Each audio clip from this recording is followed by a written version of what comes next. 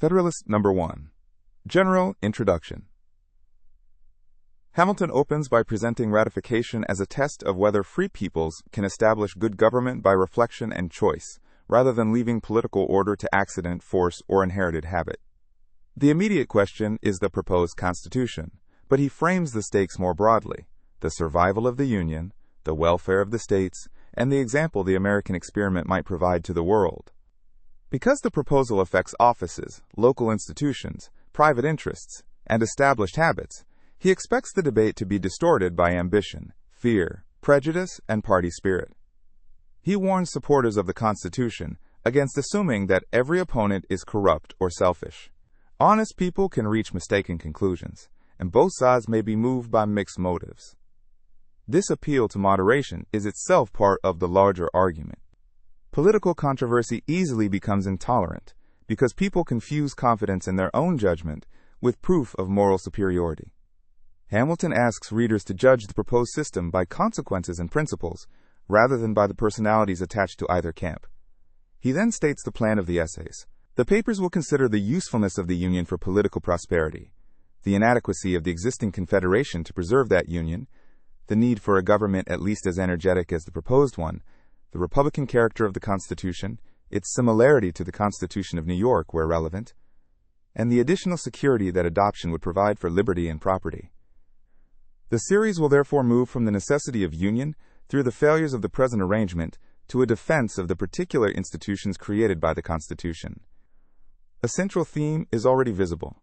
Hamilton does not treat liberty and energetic government as opposites. He argues that liberty can be endangered by governmental weakness, as well as governmental overreach. A union unable to defend itself, regulate common interests, or enforce lawful decisions may dissolve into conflict and invite stronger forms of coercion later. The constitutional problem is therefore to create authority adequate to national purposes while structuring that authority so that it remains republican and accountable. The essay also introduces the rhetorical posture of Publius. Ratification should not be decided through reverence for old arrangements or fear of new ones. The Articles of Confederation are not protected simply because they already exist, and the Constitution should not be accepted merely because respected men drafted it. The proposed system has to be examined as a practical response to experience. Hamilton promises argument rather than deference, while acknowledging that the passions of the ratification struggle will make detached judgment difficult. This opening gives the entire collection its organizing question. Can Americans design institutions strong enough to govern a large union without surrendering the principles of popular government? The following papers answer first by asking what would happen if the Union itself were allowed to fragment. Hamilton also anticipates a problem that will recur throughout the essays. Political argument tends to be distorted by the tendency to infer motives from positions. Supporters can dismiss opponents as enemies of union, while opponents can describe supporters as aspiring aristocrats. Publius asks readers to separate institutional consequences from these accusations. That discipline matters because constitutional choices endure longer than the personalities conducting the ratification campaign. The announced sequence of topics also reveals that the Federalist is cumulative. The authors do not begin by defending the presidency, Senate, or courts in isolation. They first try to establish why union and effective government are necessary. Only after that foundation do they ask whether the particular grants of power and institutional checks are reasonable. The defense of each later provision, therefore, depends on earlier claims about the failures of the Confederation and the dangers of disunion. Federalist numbers 2 through 5, Foreign Dangers and the Case for Union.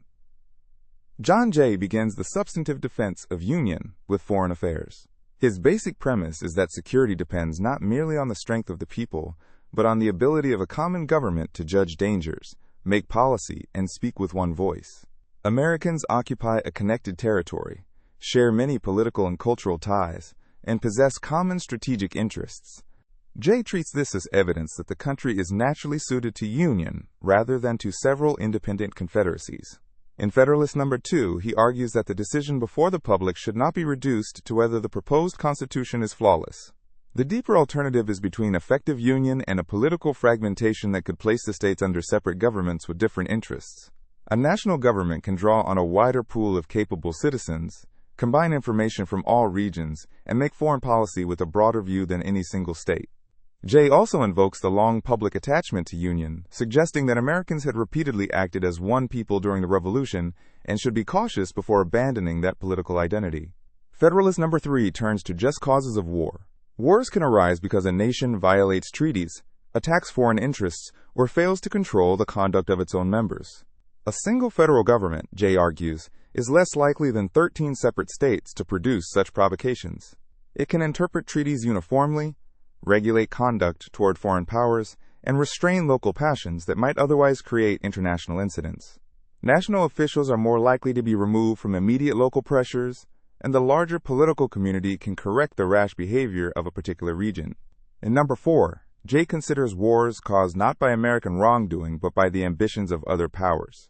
Nations may attack for commercial advantage, territorial expansion, access to fisheries and navigation, or fear of a growing rival. The United States cannot eliminate those motives, but union makes them harder to exploit.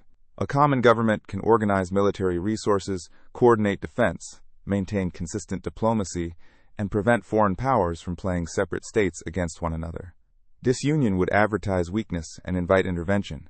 Federalist No. 5 reinforces the point through the example of the union between England and Scotland, and through a thought experiment about separate American confederacies.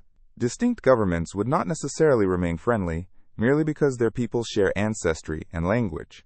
They would develop different commercial interests, diplomatic relationships, military capacities, and political resentments. One region might align with a European power against another. Differences in policy could become causes of rivalry, and stronger confederacies could dominate weaker neighbors.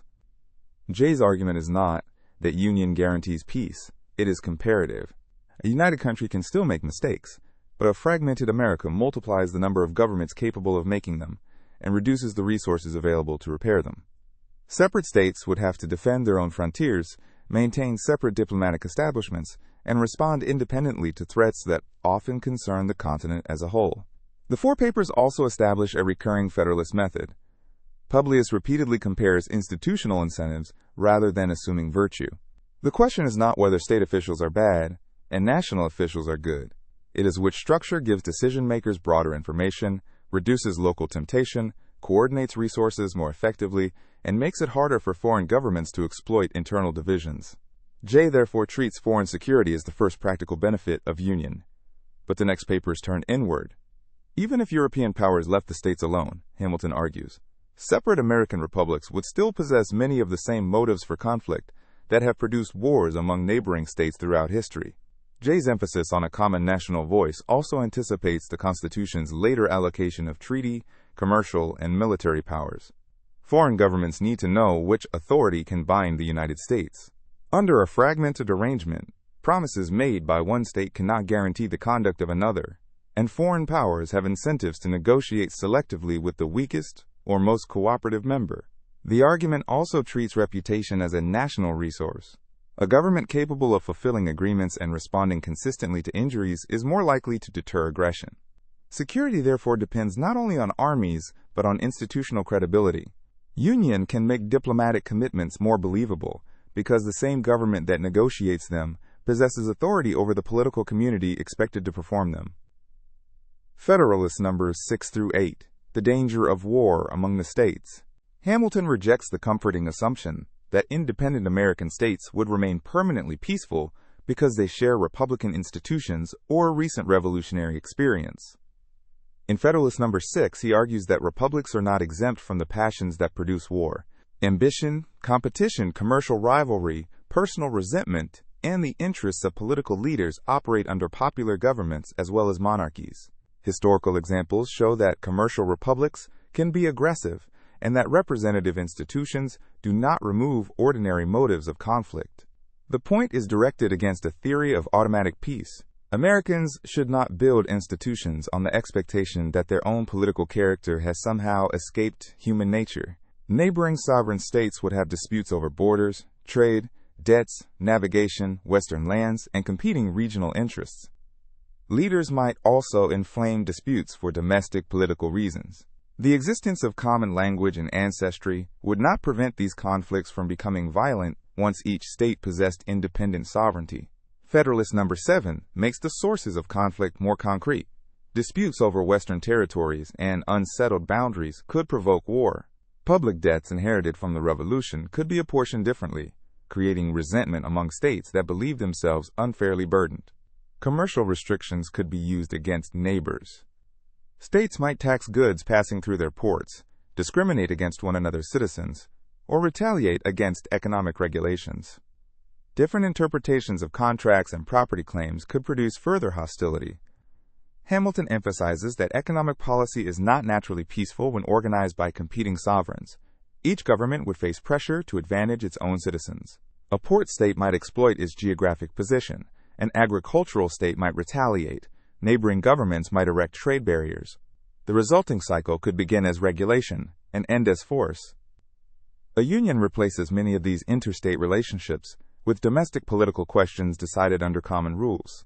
Federalist No. 8 examines what warfare among the states would do to liberty.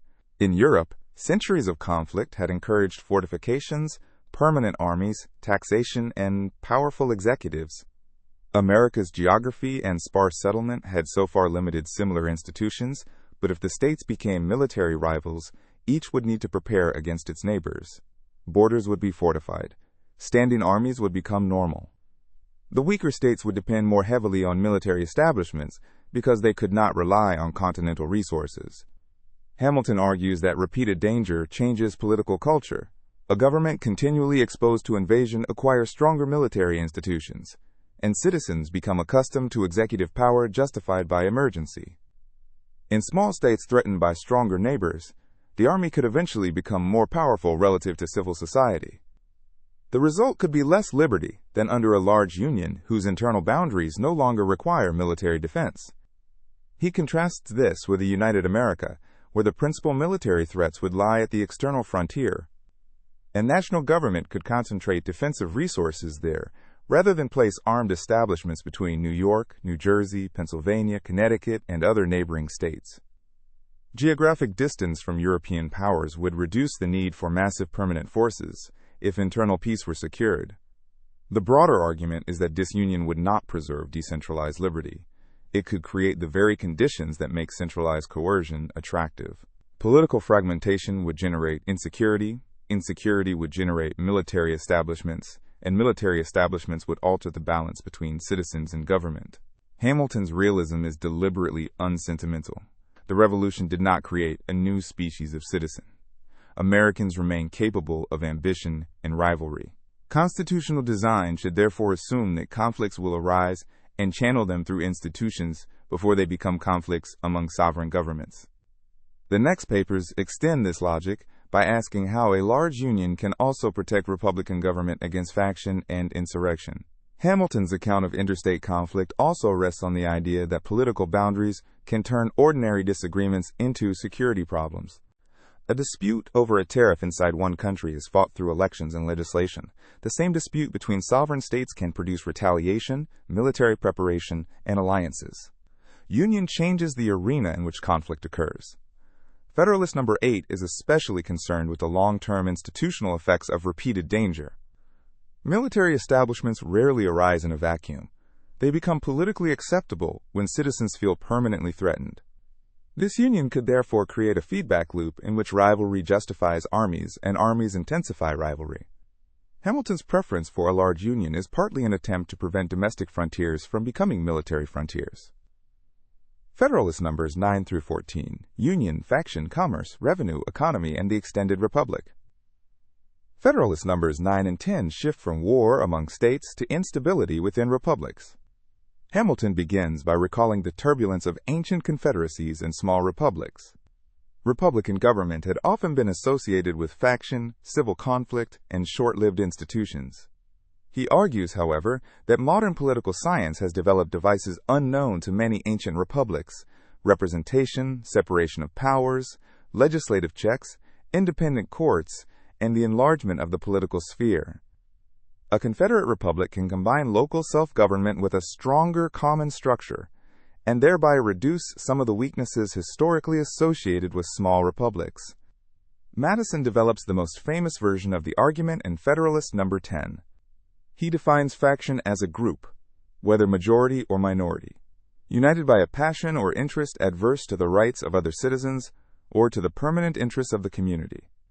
The causes of faction cannot be removed without destroying liberty or imposing uniformity of opinion and property.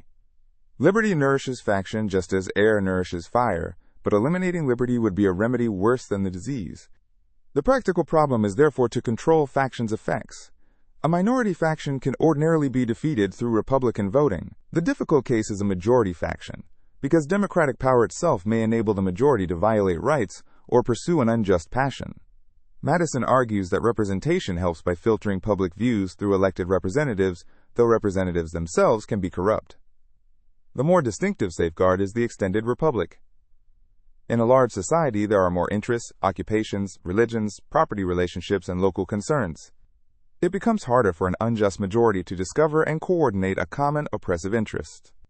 Diversity makes durable majority coalitions more difficult, and increases the chance that governing majorities will have to combine multiple interests.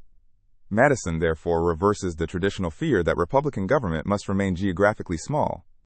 He distinguishes a republic from a pure democracy and argues that representation permits a larger political sphere. The federal arrangement also preserves state governments for local matters, so the national republic need not administer every concern directly. Federalist No. 11 turns to commerce and naval power. Hamilton argues that a united commercial policy would give the United States greater leverage over European nations. Separate states might compete for foreign trade and grant concessions against one another. United, they could regulate commerce collectively, exploit the size of the American market, and develop a navy capable of protecting shipping and influencing access to the Atlantic and Caribbean. Commercial strength and military strength reinforce each other. No. 12 connects union to revenue. Hamilton expects commerce to be an especially productive source of taxation because duties on imports are easier to collect than many direct taxes. A common customs system avoids the problem of competing state tariffs and reduces opportunities for smuggling across internal borders. If states maintain separate customs regimes, their long land boundaries would make enforcement costly and intrusive. Union allows revenue to be collected at the external boundary. Federalist No. 13 adds an argument from economy. A single national establishment for common purposes is cheaper than several separate confederacies maintaining their own executives, legislatures, courts, diplomatic services, and military systems. Fragmentation would duplicate institutions and reduce the scale over which national expenses can be shared. Madison returns in No. 14 to the objection that the proposed republic is simply too large. He distinguishes the task of governing from the physical movement of every citizen toward the capital. Representatives, not the whole population, travel to the national seat. State governments remain responsible for many matters, and improvements in roads and communication make continental administration less implausible than critics suggest. The dimensions of the United States are substantial, but not beyond the reach of representative institutions. Together, these papers broaden the case for union. A large republic can dilute majority faction. A common government can coordinate commerce, strengthen bargaining power, collect revenue more efficiently, reduce duplicated costs, and preserve peace among states. The size that critics present as a defect becomes, in Madison's treatment of faction, one of the Constitution's principal safeguards. The argument remains conditional. Neither Hamilton nor Madison claims that scale automatically produces good government. The extended republic works because it is combined with representation, federalism, and institutional checks. Union supplies the field. Constitutional structure determines how power is exercised within it. Having described the advantages of union, Publius now turns to the central institutional failure of the existing system. The Articles of Confederation cannot reliably govern the union they formally create. A further thread connecting these 6 papers is the distinction between the causes of conflict and the institutions that magnify or contain them. Madison does not expect the Constitution to remove differences over property, religion, regional interest, or economic policy. Those differences are permanent features of a free society. The constitutional objective is to keep them from hardening into a single majority, able to use public power against everyone outside it. Enlarging the republic changes the probability and scale of coalition formation rather than the moral character of citizens. This is why Federalist No. 10 should not be reduced to a simple celebration of size. A large territory, without representation or constitutional limits, could be oppressive. What matters is that a larger electoral sphere contains more competing interests, and that representatives must assemble coalitions broad enough to govern across them. The extended republic is a mechanism for slowing the conversion of social interest into unjust political domination. Hamilton's commercial papers use similar reasoning. Separate states would not merely lose the advantages of a larger market, they would acquire incentives to manipulate access to ports, navigation, and taxation against one another. Union changes those incentives by converting interstate economic rivalry into politics within one constitutional framework. Commercial policy, naval power, customs revenue, and political peace are therefore treated as linked rather than separate subjects. The economy argument of number 13 is also institutional rather than merely financial. Several confederacies would need separate national establishments because each would possess independent foreign relations and defense requirements. Fragmentation creates political overhead. The proposed union spreads those fixed costs across a larger population while leaving local administration to the states. Publius thus presents federalism as a way to gain scale, where scale is useful, without centralizing every ordinary function. The faction analysis also contains a subtle distinction between suppressing faction and preventing oppression.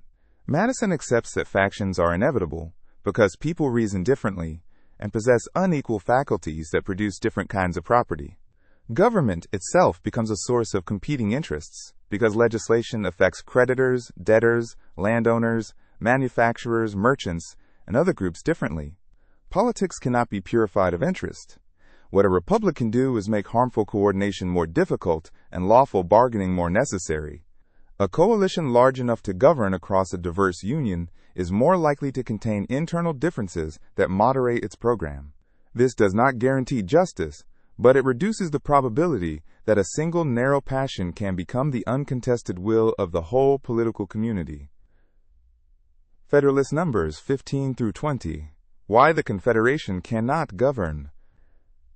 Hamilton begins Federalist number 15 by declaring that the Confederation has reached a condition of national humiliation and weakness.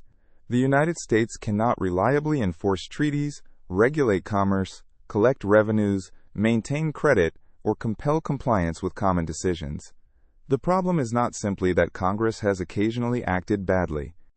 The constitutional principle of the Articles is defective, because the federal government legislates mainly for states as corporate bodies rather than directly for individual citizens.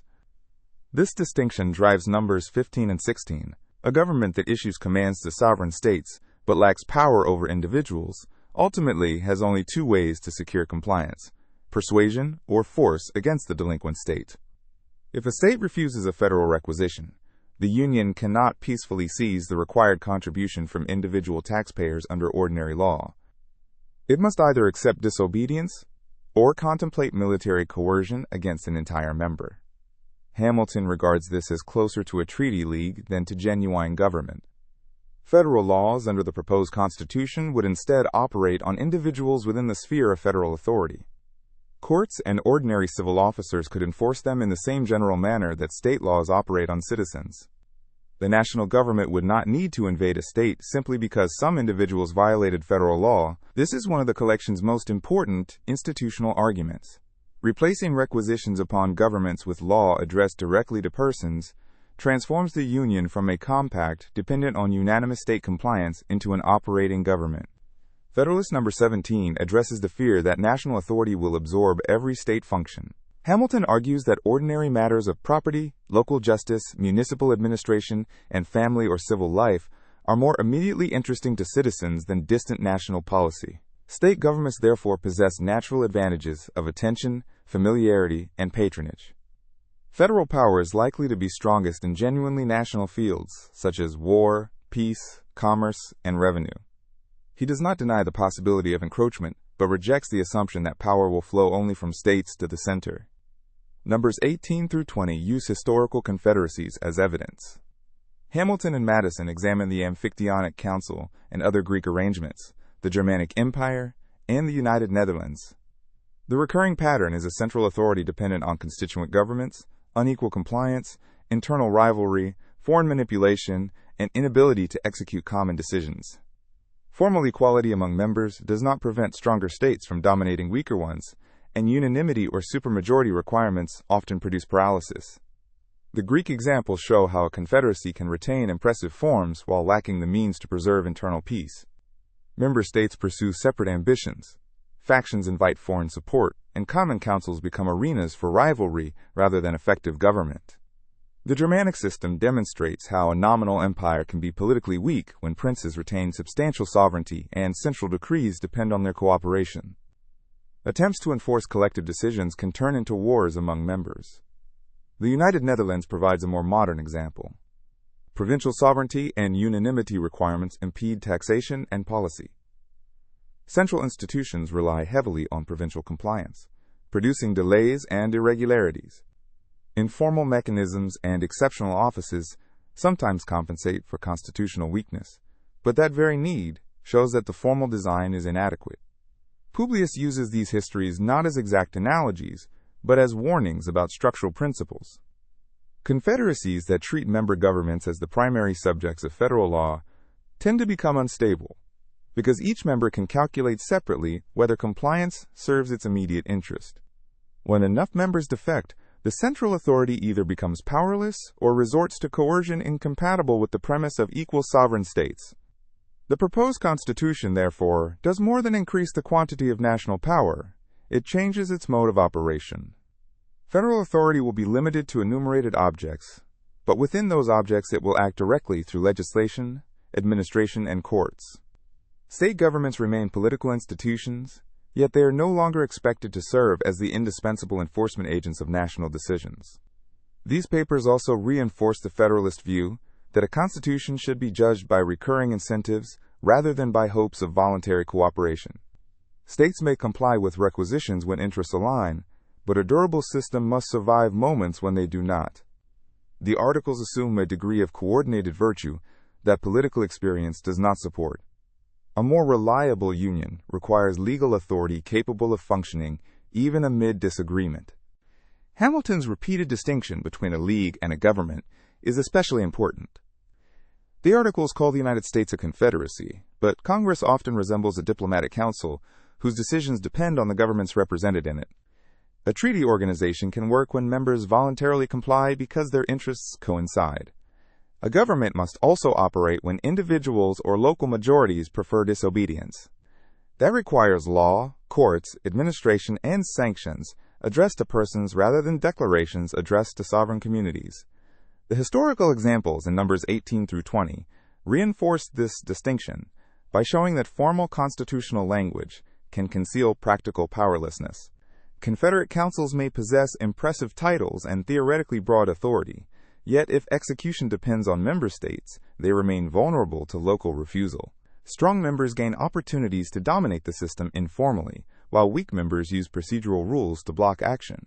Foreign powers can intervene by supporting internal factions. Publius, therefore, does not infer from past confederacies that federal arrangements are impossible. The proposed constitution is itself federal in important respects. The lesson is narrower. A federal union must possess some direct relationship with citizens. The states can remain governments without remaining intermediaries, through which every federal decision passes. Federalist Numbers 21 and 22. Additional defects of the Articles. Hamilton continues the indictment of the Confederation by identifying failures that go beyond the general problem of requisitions. Federalist Number 21 begins with the absence of an effective national sanction. Congress may declare obligations, but without direct authority over individuals, its measures often depend on state willingness. This weakness appears in revenue, where requisitions have produced unequal and uncertain contributions, and in the lack of a dependable system for securing compliance. He criticizes the use of state quotas based on land values as a method of allocating common expenses. Land valuation is difficult, politically contentious, and only imperfectly related to actual wealth. Different states possess different forms of property, commerce, and productivity. A federal government unable to assess or collect revenue directly must rely on crude formulas that encourage disputes over fairness. Hamilton, therefore, prefers broader taxing authority capable of adapting to different sources of wealth. Number 21 also addresses the absence of a national guarantee of state governments against domestic violence. A union should be able to assist states facing insurrection when lawful local authority cannot restore order. Hamilton sees this not as an invitation for federal interference in ordinary state politics, but as a necessary safeguard for the stability of republican governments. Without common support, a serious rebellion in one state may overwhelm local resources and threaten neighboring states. Federalist No. 22 gathers further defects. The Confederation lacks a general power to regulate commerce, leaving states free to impose conflicting rules and depriving the United States of leverage in negotiations with foreign powers. European nations can discriminate against American trade, while states undercut one another in seeking access to foreign markets. Commercial policy requires a single national voice. Hamilton also criticizes the system of quotas for raising troops. States asked to furnish men may respond unevenly, and the burden of recruitment can be distributed unfairly. National defense works poorly when the central government must bargain separately with states for the personnel needed to carry out common policy. Another target is equal state voting in Congress. Under the Articles, each state possesses one vote regardless of population. Hamilton argues that this violates a basic principle of republican government by allowing a minority of the population to control a majority. Small states may defend equal voting as protection, but the arrangement can also enable a minority coalition to block measures supported by much larger portions of the country. The supermajority requirement compounds the problem. Important measures require 9 states, allowing a relatively small minority to defeat national action. Hamilton distinguishes this from a useful requirement for deliberation. When extraordinary majorities are routinely necessary, political power shifts toward the negative coalition. In emergencies, delay itself can become a form of defeat. Foreign governments gain opportunities to influence a small number of states or representatives whose opposition is sufficient to paralyze the Union. He also emphasizes the lack of a national judiciary.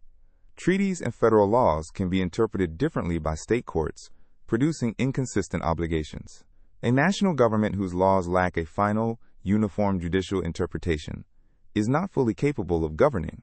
Disputes among states and questions involving foreign nations likewise require tribunals not dependent on the interests of a particular state. Finally, Hamilton addresses the constitutional status of the Articles themselves. Because the Confederation was established through legislatures rather than directly by the people, its authority is vulnerable to the argument that later state laws can override federal commitments. The proposed Constitution, by contrast, is to derive authority from popular ratification and operate as supreme law within its proper sphere. Numbers 21 and 22 therefore show why mere amendments to individual powers may not be enough. The weaknesses of the Confederation interact. Uncertain revenue weakens defense. Weak commercial authority reduces bargaining power. Equal state voting and supermajority rules obstruct correction. Absence of a judiciary prevents uniform law. Dependence on states makes every national decision contingent. Hamilton's conclusion is structural. A government responsible for national ends must possess means proportioned to those ends. The following papers develop that principle first in the field where failure would be most dangerous: common defense. The defects listed in these papers also explain why Hamilton resists reforms limited to increasing congressional prestige. Better leaders cannot solve a structure that systematically denies them reliable instruments.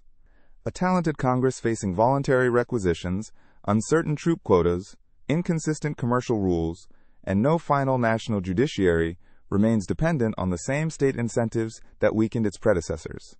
The move from state quotas to direct federal authority is therefore not merely centralization for its own sake, it is intended to replace bargaining with law. Citizens may challenge federal taxes or regulations through elections and courts, but compliance does not depend on a state legislature first deciding whether the national decision deserves obedience. Federalist Numbers 23 through 29, Common Defense, Military Power, and the Militia. Hamilton begins Federalist No. 23 with a general rule that recurs throughout his constitutional reasoning. The means entrusted to a government should be proportioned to the ends for which that government is responsible. If the Union is charged with common defense, preservation of public peace against external attack, regulation of interstate concerns, and protection of foreign commerce, it must possess powers adequate to those objects. Because the scale and form of future dangers cannot be predicted in advance, defensive authority cannot be restricted by rigid numerical limits that may prove inadequate in an emergency. This argument is not a claim that every national power should be unlimited. Hamilton distinguishes between the scope of federal purposes and the means necessary within that scope. The Constitution enumerates broad national objects. Once responsibility for an object such as national defense is assigned to the Union, however, the government must be able to raise troops, finance military operations, and make strategic decisions according to circumstances. A constitution that requires defense while withholding the tools of defense would recreate the central defect of the Articles. Federalist numbers 24 and 25 answer objections to standing armies. Critics fear that federal authority to maintain forces during peacetime will endanger liberty. Hamilton replies that peacetime military needs cannot be eliminated by constitutional declaration. Frontier posts, arsenals, strategic positions, and unpredictable threats may require regular troops. Under the Articles, states can themselves maintain forces, which may create greater danger if military power is fragmented among rival governments. He also rejects the idea that state legislatures should control whether national troops may exist.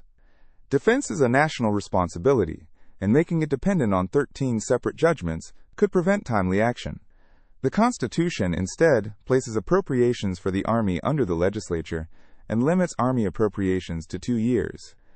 This forces periodic political review without making military existence impossible. Federalist number 26 places the standing army controversy in historical context. Hamilton argues that British suspicion of military establishments grew from conflicts between Parliament and the Crown. The American Constitution differs because the legislature that controls military funding is itself representative. A blanket constitutional ban on armies would therefore transplant a remedy from a different institutional setting. The better security is political control through elected representatives, frequent appropriations, and the broader Republican structure. In number 27, Hamilton argues that effective laws can reduce the need for military coercion. A government that acts directly on individuals through courts, tax officers, and ordinary civil administration will usually secure compliance through normal legal processes. A weak federal government dependent on states may actually be more likely to face dramatic confrontations requiring force. Energy in ordinary administration can therefore be a protection against militarization rather than its cause. Federalist number 28 confronts the hardest case. What if federal power itself becomes tyrannical? Hamilton does not pretend institutional design can make usurpation impossible. He argues instead that the federal system gives the people multiple centers of organization. State governments can serve as rallying points for resistance, and a national government trying to oppress a large population would face enormous practical obstacles. The same armed citizenry and dispersed political institutions that could resist state-level oppression would remain available against federal abuse. His argument here is partly comparative.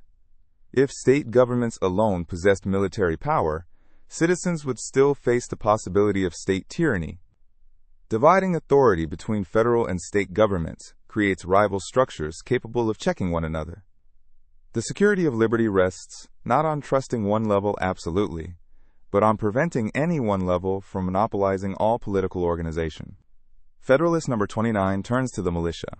Hamilton supports national authority to organize, arm, and discipline the militia so that units from different states can operate together. Uniformity matters in war. Yet he recognizes that it would be impractical to train the entire population to the level of a regular army. The solution is general organization combined with a smaller, more thoroughly trained portion capable of rapid service. He also argues that a well-regulated militia can reduce dependence on standing armies.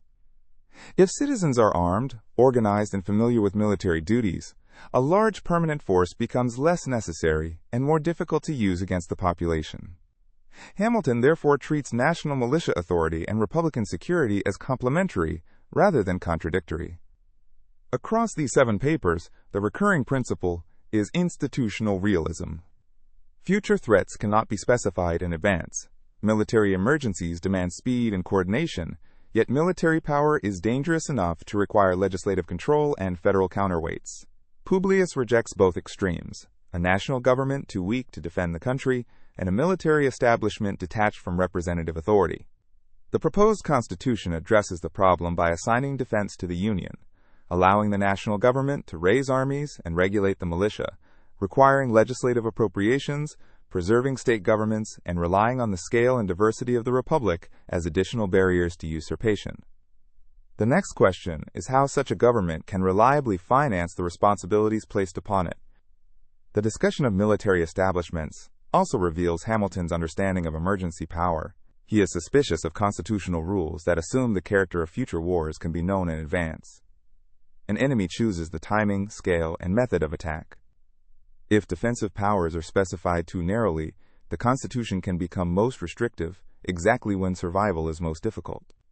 His preferred safeguards are therefore procedural and institutional: legislative appropriations, elections, division of authority, militia organization, and public accountability. This approach produces a tension that runs through the entire Federalist. A constitution must place real limits on government, yet some governmental functions cannot be defined by fixed quantitative ceilings. Hamilton resolves the tension by limiting ends more clearly than means. The federal government may act only within its constitutional objects, but within an assigned object, it must possess discretion broad enough to respond effectively. Number 28 is particularly significant because it refuses to promise that written rules alone can defeat tyranny. Hamilton treats popular organization and federal structure as final political safeguards. A usurping national government would confront state institutions, local loyalties, a large territory, and an armed population. His argument rests on dispersed power as much as on legal text. Federalist numbers 30 through 36, the general power of taxation. Federalist numbers 30 through 36 form Hamilton's extended defense of federal taxing power. The basic premise is simple. A government cannot be responsible for defense, debt, administration, and national credit if it depends permanently on voluntary contributions from other governments. Revenue is the material foundation of every public function. The Confederation's requisition system had already shown that formal authority without reliable income produces weakness. In number 30, Hamilton argues that the national government must possess a general power of taxation because future expenditures cannot be predicted with precision. War can suddenly multiply public needs, and borrowing itself depends on confidence that debts can later be serviced. A government whose revenue is constitutionally confined to a few inadequate sources may be forced either to default or to resort to desperate measures during emergencies. He distinguishes ordinary peacetime expenses from the potentially enormous costs of war. Critics may calculate current federal needs and conclude that customs duties will suffice. Hamilton responds that constitutions are made for uncertain futures, not merely present budgets. Taxing authority must be broad enough to respond to circumstances the framers cannot foresee. Federalist number 31 develops the argument from first principles. Political reasoning, like geometry, sometimes rests on propositions that become clearer the more closely they are examined. If the national government is expected to achieve national ends, the supply of means cannot be constitutionally inferior to those ends. Unlimited responsibility for defense paired with narrowly limited revenue is logically incoherent. Number 32 explains that a federal power to tax does not generally destroy the taxing power of the states. Hamilton reads the Constitution as preserving concurrent authority except where the federal grant is explicitly exclusive, where the Constitution expressly prohibits state action, or where simultaneous exercise would be inherently contradictory. States remain capable of raising revenue for their own governments. The most important explicit national exclusivity concerns duties on imports and exports, which require uniform commercial policy. Federalist number 33 defends the necessary and proper clause and supremacy clause against claims that they create unlimited power. Hamilton argues that both largely state implications already inherent in any valid grant of authority, a government given a constitutional power must be able to use lawful means necessary to execute it, and valid federal laws made under the Constitution must prevail where they conflict with state laws. Neither clause turns unconstitutional acts into valid law. If Congress exceeds its delegated powers, the resulting acts are not supreme because they are not made pursuant to the Constitution. Number 34 returns to fiscal uncertainty. State governments may have significant expenses, but national emergencies are capable of producing far larger and less predictable demands. It would therefore be dangerous to assign particular revenue sources permanently to one level based on present estimates. Concurrent taxation provides flexibility. Hamilton expects political competition and practical considerations to influence how different taxes are used over time. Federalist No. 35 responds to the argument that Congress cannot tax fairly because it will not contain direct representatives of every occupation. Hamilton rejects the premise that each profession needs a member of its own kind to understand its interests. Representation works through broader knowledge and political incentives. Merchants often understand commercial taxation. Landowners understand property. Representatives can learn from constituents and public information. A legislature literally reproducing every trade would be impossible. He also argues that wealthy landowners, merchants, lawyers, and other educated citizens may often represent wider interests, though this part of the argument reflects the social assumptions of the period. More important institutionally, the House is elected by the people, and members face political consequences if tax systems become oppressive or grossly unequal. Federalist No. 36 addresses practical administration. Critics fear that federal taxation will require a huge army of officers unfamiliar with local conditions. Hamilton replies that the national government can use knowledge already embedded in state systems, structure tax districts according to local realities, and in some circumstances rely on state laws or practices. Federalism does not require administrative blindness. He also discusses poll taxes, acknowledging their unpopularity while resisting an absolute constitutional prohibition. The broader pattern is characteristic. Hamilton prefers leaving fiscal instruments available to future governments, rather than freezing policy based on current preferences. He expects political accountability to discourage especially objectionable taxes more safely than rigid constitutional restrictions. Throughout the taxation papers, Hamilton insists that power and responsibility must correspond. The Confederation failed because Congress could incur obligations without possessing the ordinary means to satisfy them. The Constitution gives the national government direct access to citizens as taxpayers, while leaving substantial concurrent revenue authority with states. The danger of taxation is addressed through representation, divided government, federalism, and the political difficulty of imposing burdens on the same citizens who elect lawmakers. The Federalist argument does not deny that taxing power can be abused. It argues that a powerless government is not a safer government when it has been assigned responsibilities it cannot fulfill. Financial incapacity produces default, military weakness, and pressure for irregular expedients. Having defended the substantive powers of the proposed government, Publius next turns to the convention itself, whether its work was legitimate, whether the Constitution remains republican, and whether the framers exceeded their mandate in replacing rather than merely amending the Articles. Hamilton also anticipates a practical objection to concurrent taxation. If both state and federal governments can tax the same population, will citizens face intolerable burdens? His answer is that the total burden ultimately depends on the resources available in society, not simply on the number of governments possessing taxing authority. Political pressure will force governments to recognize one another's demands because they draw from the same taxpayers. Competition may be uncomfortable, but constitutional incapacity at the federal level would be worse. The taxation papers are closely tied to public credit. A government able to borrow cheaply can spread the cost of extraordinary emergencies over time. But creditors lend only if they believe repayment is politically and legally possible. Reliable revenue, therefore, increases national strength even before taxes are collected. The mere existence of adequate taxing power can improve borrowing terms and make war finance less destructive. Hamilton's defense of broad fiscal authority is consequently also a defense of state capacity. He considers revenue collection an ordinary civil function, not an exceptional intrusion. Under the Articles, national finance depends on negotiations among governments. Under the Constitution, it becomes a regular relationship between law and taxpayer. This is another example of the Federalist preference for predictable legal administration over episodic political bargaining. Federalist numbers 37 through 40. The Convention, Republican Government, and the Legitimacy of the Constitution. Madison opens Federalist number 37 by asking readers to appreciate the difficulty of the Philadelphia Convention's task. The framers had to balance energy and stability against liberty, divide authority between national and state governments, define institutions that would interact over time, and express these arrangements in language precise enough for law. Political concepts are less exact than mathematical ones, and words such as legislative, executive, federal, and national do not map perfectly onto reality. He also emphasizes the difficulty of reconciling different state interests.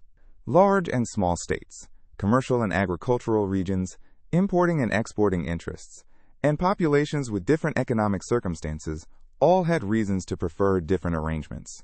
The fact that the convention reached agreement at all should therefore weigh against the expectation that every provision could be perfectly tailored to every theoretical principle.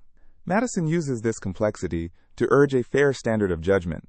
The Constitution should be compared not with an imaginary perfect system, but with the Confederation and with realistic alternatives.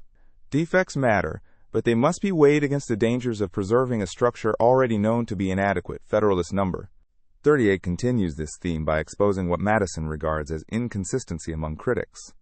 Different opponents attack the Constitution for contradictory reasons. Too much national power, too little. An executive too strong, an executive too weak. A Senate too aristocratic, a government too democratic. No alternative plan commands comparable agreement. The Constitution is a concrete proposal that can be judged as a whole, while criticism often benefits from never having to reconcile competing objections into a workable system. He also reviews historical lawgivers and constitutional founders to show that political orders frequently emerge from imperfect procedures and concentrated moments of decision. The American Convention, by contrast, merely proposed a plan that still had to be ratified by the people.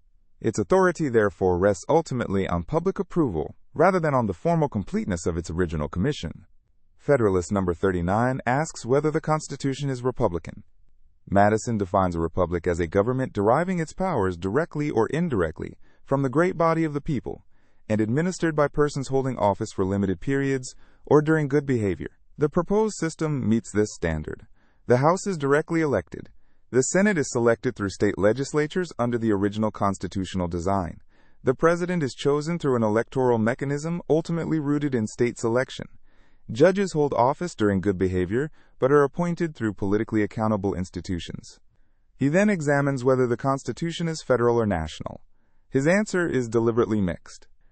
Ratification is federal because the people act by states, and each state consents separately. The House is national in representation because seats are apportioned by population. The Senate is federal because states have equal representation. The operation of federal laws on individuals is national, while the enumeration of limited federal powers preserves a federal division. Amendment combines national and federal features. The Constitution cannot be captured by a single label because it deliberately blends both principles. Federalist No. 40 confronts the charge that the convention exceeded its authority. The Annapolis Convention and congressional resolution had spoken of revising the Articles, and critics argue that proposing an entirely new constitution violated that instruction. Madison answers first that the purpose of the commission was to create an adequate federal government and preserve the Union. If the defects of the Articles could not be cured without changing their underlying structure, fidelity to the purpose could justify departing from the narrowest reading of the means. More fundamentally, the convention did not claim power to impose its work. It proposed a constitution and returned the question to the people. Even if one concluded that the delegates technically exceeded their commission, the ultimate sovereign authority of the people could validate the proposal. Madison repeatedly separates the authority to recommend from the authority to enact. He also argues that the new Constitution preserves crucial federal features rather than abolishing the states. State governments remain essential components of the system, retain broad powers, participate in federal elections and amendments, and continue as political societies. Replacing the Articles does not mean creating a consolidated unitary state. These papers are important because they reveal the Federalist understanding of constitutional legitimacy.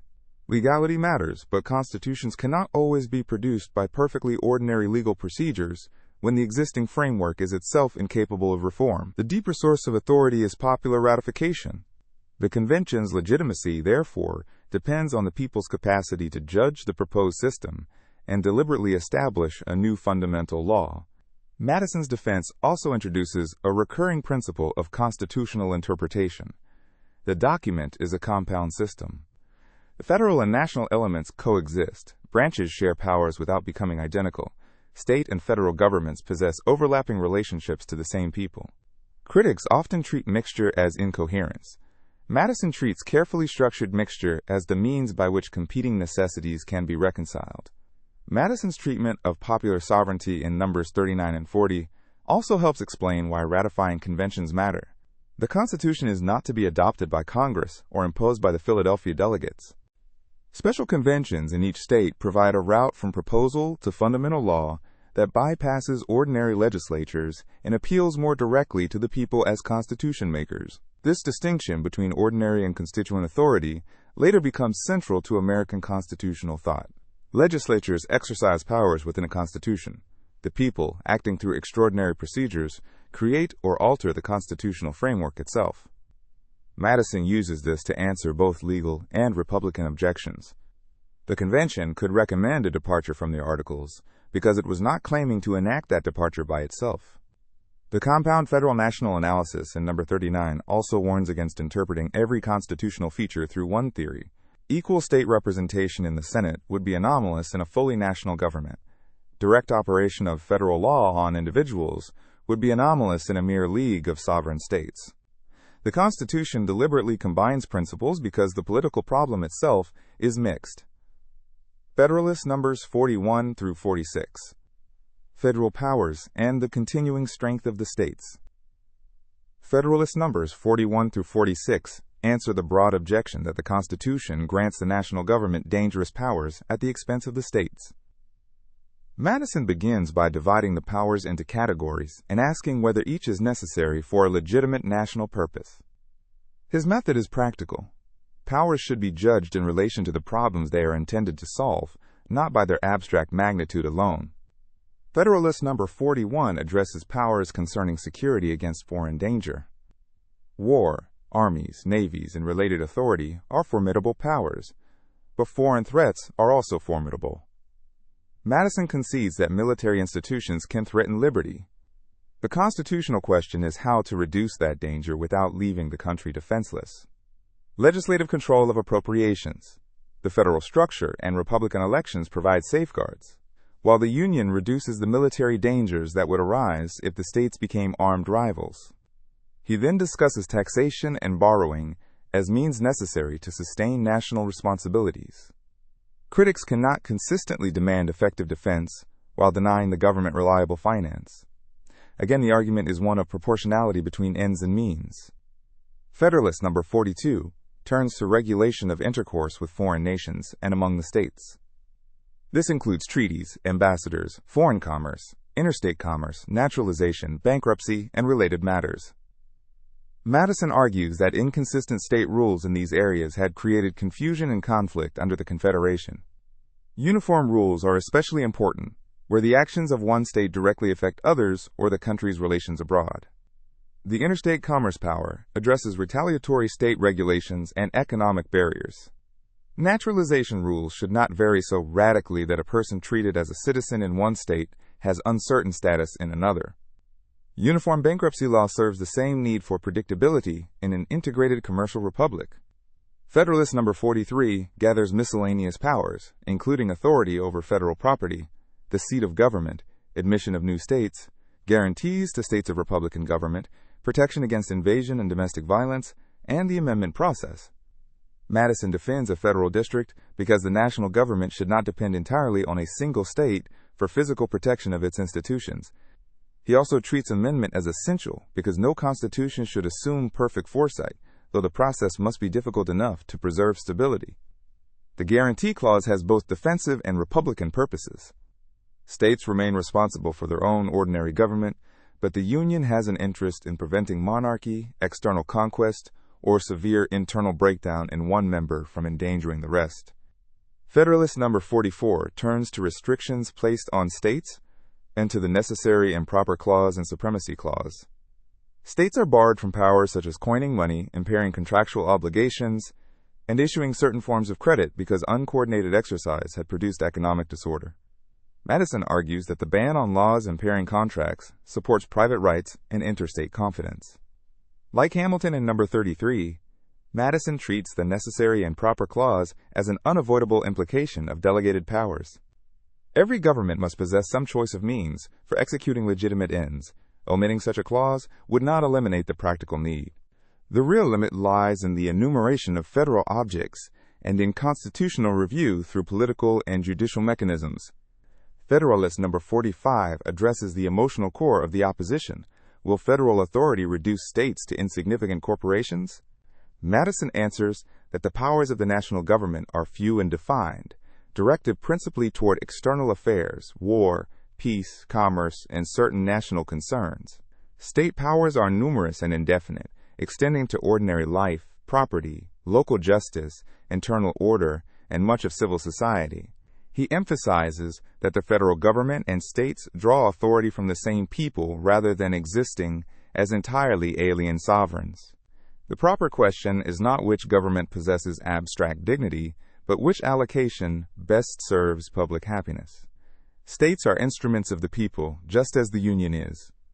Federalist No. 46 compares the practical influence of the two levels. State governments have advantages of proximity, familiarity, local office holding, and attachment. Citizens interact with state institutions more frequently. State governments also command large networks of officials and can organize political opposition to federal policies they regard as encroachments. Madison imagines several levels of resistance to an unpopular federal measure: public disapproval, refusal of cooperation by state officials, coordinated action among states, electoral correction, and ultimately the practical difficulty of enforcing oppressive national policy against a broad population organized through state governments. His famous comparison of military resources reinforces the claim that the federal government would find nationwide coercion extraordinarily difficult in the face of united citizens and state institutions. The argument does not depend on a rigid wall between governments. Federal and state institutions will interact, compete, and influence the same electorate. That competition itself is part of the security for liberty. The national government prevents states from undermining common interests. States provide alternative centers of power that can resist national overreach. These papers therefore transform federalism from a compromise among state jealousies into a constitutional principle. Divided sovereignty allows the political system to assign different tasks to different levels, while giving the people multiple institutional channels through which to defend their interests. The next papers apply the same logic inside the federal government itself by examining separation of powers. Federalist numbers 45 and 46 also rely on an empirical claim about attachment. Madison expects people to care more strongly about the government that most directly affects their daily lives. If state governments continue to regulate ordinary property, civil justice, family relations, local order, and much internal policy, they will remain politically significant, even if the federal government becomes more energetic in national affairs. He also notes that federal officials will often emerge from state political life. Members of Congress, senators, and other national figures are likely to have relationships with state institutions and constituencies. The personnel of the two systems will not form sealed castes. This movement of people and influence between levels creates additional interdependence. The defense of federal power, therefore, does not rest on the expectation that jurisdictional disputes will disappear. On the contrary, Publius assumes friction. The constitutional design is meant to give both levels enough legitimacy and organization to defend their spheres while allowing national supremacy where the Constitution actually grants national power. Madison also insists that federal and state powers should be compared by purpose rather than by counting clauses. A small number of national powers can be important because war and taxation are important, while a much larger range of ordinary legal authority remains with states. The text must therefore be read together with the social reality of which government citizens encounter most often. His reassurance about the states is partly predictive rather than purely legal. He expects political attachment to preserve state influence even beyond formal constitutional boundaries. State officials can communicate grievances, coordinate opposition, and influence federal elections. Federalism is sustained by organized political communities, not only by a list of reserved subjects. Federalist numbers 47 through 51. Separation of powers and checks and balances. Madison begins Federalist number 47 with the accusation that the Constitution violates the maxim of separation of legislative, executive, and judicial powers. He agrees with the underlying principle. Concentration of all major governmental powers in the same hands is the essence of tyranny, but he rejects the interpretation that each branch must be entirely isolated from the others. His principal authority is Montesquieu, whose praise of the British Constitution critics often cite. Madison argues that Britain itself contains partial mixtures. The executive participates in legislation through the veto, judges have certain relationships with other branches, and legislative bodies exercise impeachment and other quasi-judicial functions. The true principle is that no branch should possess the whole power of another or become subordinate to it, not that branches should have no constitutional connection. He then surveys state constitutions and finds similar mixtures. Americans already accept systems in which departments are distinct but not hermetically sealed. The challenge is to preserve functional independence while giving each branch means to resist encroachment. Federalist No. 48 explains why mere constitutional declarations are insufficient. Written boundaries can be violated if one department has both the motive and practical capacity to exceed them. Madison is especially concerned about legislative power in republics. Legislatures control taxation, make general rules, and often possess institutional prestige as the branch closest to the people. Unlike an executive usurpation, legislative encroachment may appear legitimate because it occurs through ordinary lawmaking. State experience, including Virginia, demonstrates that parchment barriers alone do not stop departments from accumulating powers. The Constitution therefore needs internal mechanisms through which ambition can resist ambition. Federalist No. 49 considers Jefferson's proposal for constitutional conventions whenever two branches believe a third has violated the Constitution.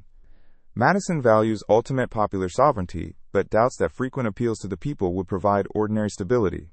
Repeated constitutional contests could inflame partisan passions, reduce reverence for settled institutions, and turn questions of structure into struggles over current office holders. The branch most popular at the moment might dominate the convention. Federalist No. 50 considers periodic conventions at fixed intervals. The problem is timing. If conventions are infrequent, they cannot prevent ordinary encroachments. If frequent, they reproduce instability. Past violations may be difficult to repair after interests have formed around them. Constitutional maintenance, therefore, cannot depend primarily on recurring refounding moments. Federalist No. 51 offers Madison's institutional solution. Because human beings are not angels, government is necessary. Because governors are also human beings, government must be obliged to control itself. Each branch should have a will of its own, separate personnel as far as practicable, and constitutional means and personal motives to resist invasion by the others. The structure channels ordinary ambition toward preservation of institutional boundaries. This is the origin of the famous idea that ambition must be made to counteract ambition. Madison does not celebrate selfishness. He assumes that office holders will often identify with the powers of their institutions, and uses that predictable motive as a supplementary safeguard. Dependence on the people remains the primary control, but experience teaches the necessity of auxiliary precautions. The branches cannot be made perfectly equal, because legislative authority naturally predominates in Republican government. The Constitution, therefore, divides the legislature into two houses with different modes of selection and terms, reducing the possibility that one legislative majority will dominate the entire system. The executive receives a qualified veto and other power sufficient to defend its independence. Madison then extends the argument from separation of powers to federalism. In a compound republic, the people divide authority first between state and federal governments, and then among departments within each. Rights are protected through a double security because different governments and branches check one another. He also returns to the problem of majority faction. In a society divided into many interests and religious groups, no majority should easily unite around oppression of a minority. Institutional checks matter, but social pluralism also protects liberty. The large republic and the constitutional structure therefore work together. Madison contrasts two ways to secure minority rights: create a hereditary or independent authority above society, or multiply interests so that unjust majorities are difficult to form. The American solution chooses the latter. Government remains dependent on society, but society is sufficiently diverse that political coalitions must cross different interests. Numbers 47 through 51 thus provide the theoretical core of the Constitution's internal architecture. Liberty does not depend on keeping every governmental function absolutely separate. It depends on preventing any one center from becoming unchecked. Overlapping powers, different electoral bases, staggered terms, bicameralism, federalism, and social diversity all contribute to that purpose. The result is a system designed not for frictionless efficiency, but for controlled conflict. Publius assumes disagreement, ambition, and institutional rivalry will persist. The Constitution tries to convert them into safeguards rather than imagine they can be removed from politics. Federalist No. 51 adds another layer by linking institutional checks to social structure. Madison argues that the most important danger in popular government is not merely a tyrannical official, but an oppressive majority. Separation of powers can restrain government, yet a majority controlling elections may still try to use all branches toward the same unjust end. The extended republic reduces this risk by multiplying interests outside government. The famous double security of the compound republic therefore has two dimensions. Governmental power is divided vertically between state and nation, then horizontally among branches. At the same time, society itself is plural. Different interests make it harder for one coalition to dominate every institution simultaneously. Madison's theory is not that conflict disappears, but that constitutional liberty can emerge from organized conflict. Institutions should not require office holders to become disinterested philosophers. They should make it difficult for any one ambition to prevail without encountering other ambitions backed by legitimate constitutional authority. The checks and balances argument is therefore dynamic rather than static. A constitutional boundary matters not only because courts or texts can announce it, but because officials on both sides have reasons to defend it. The Senate protects its prerogatives against the House, the President protects executive authority against Congress, courts defend judicial independence, and states defend their governing space against federal intrusion. The structure tries to ensure that violations meet organized resistance before they become settled practice. Madison nevertheless keeps popular sovereignty above these mechanisms. Auxiliary precautions supplement, rather than replace, elections and public judgment. Checks can slow a majority or force reconsideration, but no constitutional design can permanently protect a society that abandons the principles on which the institutions depend. Federalist Numbers 52 through 58, the House of Representatives. Federalist Numbers 52 through 58 defend the House of Representatives against objections that it is too small, too distant, too elitist, or insufficiently responsive. The authors begin with the principle that the House should have an immediate dependence on the people. Representatives are elected directly, and the 2-year term is meant to balance accountability with enough stability to learn national business. Federalist No. 52 compares the term with practices in the states and with historical examples. Annual elections are familiar in some places, but there is no universal constitutional rule that liberty requires election every year. The proper frequency depends on the responsibilities of the office. National representatives need time to understand interstate commerce, foreign affairs, federal finance, and the varied conditions of a large republic. Number 53 develops this argument. A representative in a state legislature can learn a relatively bounded body of local law and policy. Congress will govern subjects spanning multiple states and international relations. Extremely short terms could leave members permanently inexperienced and increase dependence on officials or outsiders with greater technical knowledge. 2 years therefore serve competence as well as continuity. Federalist No. 54 addresses apportionment and the controversial constitutional treatment of enslaved people. The Constitution counts 3/5 of the enslaved population for representation and direct taxation. Madison presents arguments used to defend this compromise by noting the anomalous legal status imposed on enslaved people, treated as persons in some respects and property in others. He links representation and taxation so that states receiving additional representation from enslaved populations also accept a corresponding basis for direct tax liability. The discussion reveals one of the Constitution's profound moral contradictions. The Federalist does not challenge slavery's legitimacy in this paper. It rationalizes the compromise necessary for ratification. For a modern reader, the paper is important both as constitutional argument and as evidence of how the founding system incorporated slavery into representation while denying enslaved people political rights. Federalist No. 55 answers the charge that the initial House of 65 members is too small to be safe. Madison concedes that very small assemblies can be vulnerable to corruption or manipulation, but size alone does not determine Republican character. The House will grow with population, members will be elected frequently, and the broader constitutional system includes a Senate, President, courts, states, and public scrutiny. He warns that very large assemblies have defects of their own. As numbers grow, deliberation can become more difficult, passions can dominate reasoning, and a small number of skilled speakers may exercise disproportionate influence. The objective is not to maximize the number of legislators, but to choose a size adequate for knowledge, representation, and deliberation. Federalist No. 56 responds to the argument that representatives cannot understand local interests in a vast country. Madison distinguishes between the knowledge needed for general legislation and the detailed knowledge required for local administration. Congress does not need intimate familiarity with every farm, road, or neighborhood to regulate national commerce, taxation, or defense. Representatives bring local knowledge from their districts, while state governments retain responsibility for many matters requiring finer detail. No. 57 addresses the accusation that the House will elevate a privileged few at the expense of the many.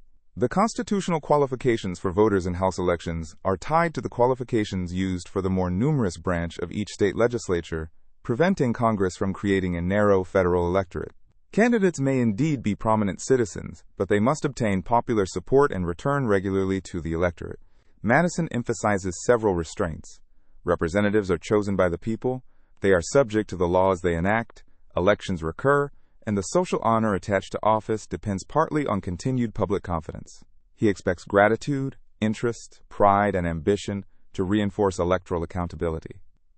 The argument is not that representatives are naturally virtuous, but that their incentives tie them to constituents.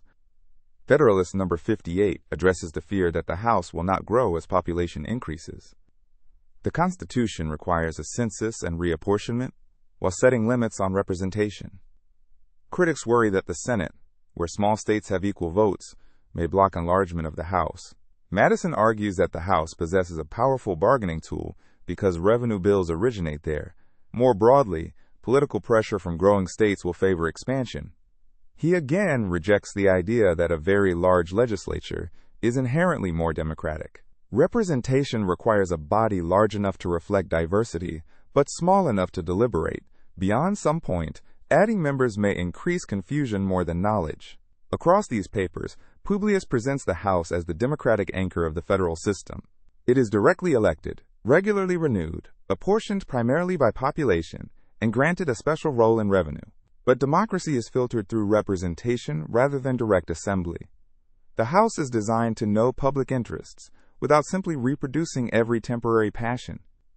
The defense also depends heavily on federalism. Congress need not represent every local concern, because state legislatures continue to govern local matters. National representation can therefore remain manageable even in a large republic. The papers illustrate the broader constitutional strategy of balancing competing goods.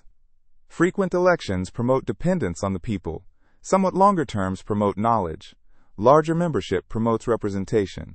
Excessive size can impair deliberation. National scope promotes common policy.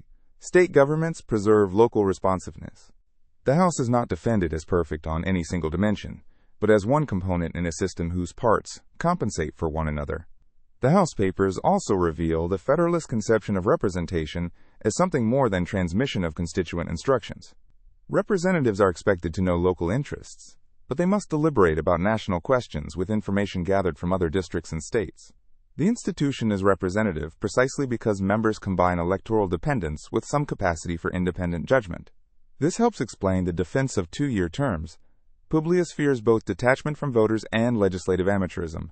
National lawmaking concerns a wider range of subjects than state lawmaking, and members need enough continuity to acquire competence. Frequent elections preserve dependence. Slightly longer service allows learning.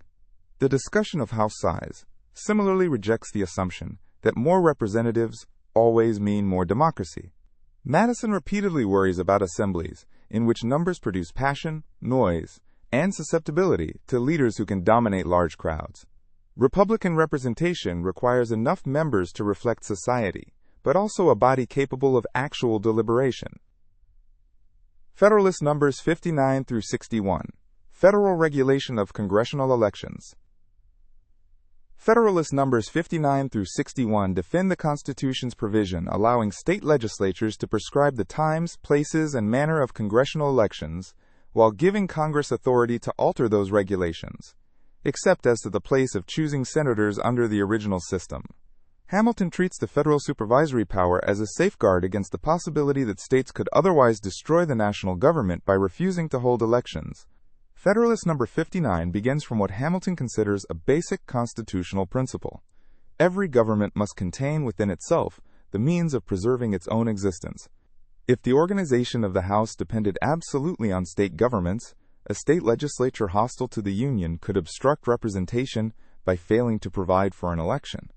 A coalition of states might threaten the functioning of Congress without formally amending the Constitution. The argument is not that state governments are expected routinely to sabotage federal elections. Constitutional design should account for possible conflicts of interest rather than assume permanent harmony. The same system that divides power between states and union must ensure that neither level has an easy unilateral method of extinguishing the other. Hamilton compares the election power with the selection of senators, which the original Constitution entrusts to state legislatures. He accepts this dependence because the Senate itself is designed to represent states as political bodies. The House, however, is meant to represent the people directly and therefore should not be entirely at the mercy of state institutions. Federalist number 60 addresses the fear that Congress will manipulate election regulations to favor a particular class of voters or candidates. Critics imagine that national officials might place polling locations so inconveniently that ordinary citizens cannot participate or design rules benefiting the wealthy. Hamilton argues that the social and geographic diversity of the country makes a stable national conspiracy of this kind difficult. The House itself depends on elections, and members from different states have different local interests. The Senate and President also arise through separate mechanisms. An attempt to exclude broad classes of voters would provoke intense public opposition, and would have to overcome the political interests of representatives whose own support depends on those voters. Hamilton also distinguishes the power to regulate the circumstances of elections from the power to determine who may vote. The Constitution links the federal House electorate to state qualifications for the popular branch of state legislatures. Congress therefore cannot simply invent a new aristocratic national franchise through the Elections Clause. Federalist number 61 continues by examining the specific concern that Congress might require elections to be held in distant urban centers. Hamilton finds the scenario implausible and notes that the federal power can be used in the opposite direction, to correct unreasonable state regulations. If a state placed elections in ways that distorted representation, federal supervision could preserve, rather than suppress, political participation. He also argues against constitutional over-precision. It is impossible to foresee every circumstance under which election regulations may need adjustment. Population shifts, emergencies, administrative changes, and state practices can vary. Giving the national legislature a supervisory authority provides a means of adaptation. The three essays illuminate the Federalist conception of federalism as reciprocal protection rather than simple state autonomy. The Constitution frequently gives one level of government tools that prevent the other from disabling essential national functions. Such powers are defended not because state governments are enemies, but because divided authority creates potential conflicts that must be anticipated. Hamilton's standard remains comparative. Absolute state control of congressional elections creates a clear structural vulnerability. Federal supervisory power creates a hypothetical risk of abuse, but that risk is constrained by the electorate, the diversity of national interests, and the limited character of the power. The Constitution chooses the arrangement that, in his judgment, better protects the continuing existence of representative government. These papers also clarify that election administration is itself a constitutional power. The right to elect representatives means little if another government can manipulate whether elections occur at all. Hamilton therefore treats the federal backstop as protection of representation rather than an exception to it. At the same time, his confidence against abuse relies heavily on political incentives rather than detailed statutory limits. Congress is expected to hesitate before adopting election rules that anger the very voters who determine its composition. This is characteristic of the Federalist method. Where precise constitutional rules cannot anticipate every circumstance, the authors look to competing interests, electoral dependence, and institutional structure as safeguards. Federalist numbers 62 through 66. The Senate, Treaties, and Impeachments. Federalist numbers 62 and 63 explain why the Constitution creates a second legislative chamber with equal state representation and longer terms. The Senate is not presented as a duplicate of the House. Its different composition is meant to correct weaknesses that can arise in a more immediately popular body: instability, short time horizons, lack of continuity, and susceptibility to sudden passions. Federalist number 62 begins with qualifications and selection. Under the original Constitution, senators are chosen by state legislatures. giving state governments a direct role in the federal structure. Equal representation is acknowledged as the product of compromise between large and small states, but Publius also gives it a federal rationale. States enter the Union as political societies and receive an institutional defense against national consolidation. The 6-year term and staggered elections give the Senate continuity. Madison argues that legislators dealing with foreign affairs, national finance, and complex policy need knowledge accumulated over time. A government whose policy changes too rapidly loses both domestic confidence and international respect. Private citizens have difficulty planning when laws change constantly, and foreign governments cannot rely on commitments made by unstable institutions. A second chamber also guards against impulsive legislation. The House may respond rapidly to public opinion, which is generally desirable, but temporary passions or mistaken judgments can sweep through a single assembly. Requiring concurrence from a differently constituted Senate slows decision-making and creates an opportunity for reconsideration. Federalist No. 63 develops the idea of national character and responsibility. A republic must sometimes pursue policies whose benefits emerge only over time, even when immediate public opinion is impatient. The Senate can provide enough stability to resist transient impulses without becoming independent of the people permanently. Staggered terms ensure regular renewal while preventing complete turnover at once. Publius also reviews ancient and modern republics to show that long-lived republics have often possessed senates or councils that supply continuity. Historical analogy does not determine the American design, but it reinforces the claim that a durable second chamber can stabilize popular government rather than oppose it. Federalist No. 64, written by Jay, turns to the treaty power. The Constitution requires the President to make treaties with the advice and consent of 2/3 of senators present. Jay argues that foreign negotiation requires secrecy, continuity, information, and judgment. The Senate's smaller size and longer terms make it better suited than the House to sustain diplomatic responsibility. The President contributes unity and speed. The Senate contributes deliberation and a broad political base. Requiring a supermajority for consent reduces the possibility that a narrow or temporary faction will bind the country internationally. Jay also argues that treaties must have the force of law because international commitments cannot depend on changing state statutes. Federalist No. 65 moves to impeachment.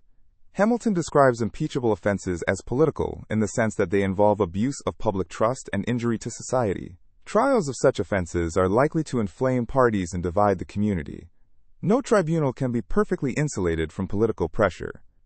The Senate is chosen as the least objectionable available body. A court of ordinary judges might be too small, could later hear related criminal cases, and might be drawn into political conflict damaging judicial authority. A special tribunal would add institutional complexity without guaranteeing greater impartiality. The Senate possesses sufficient numbers, national standing, and independence to conduct the trial, while the House separately brings the impeachment. Federalist No. 66 answers objections to this arrangement.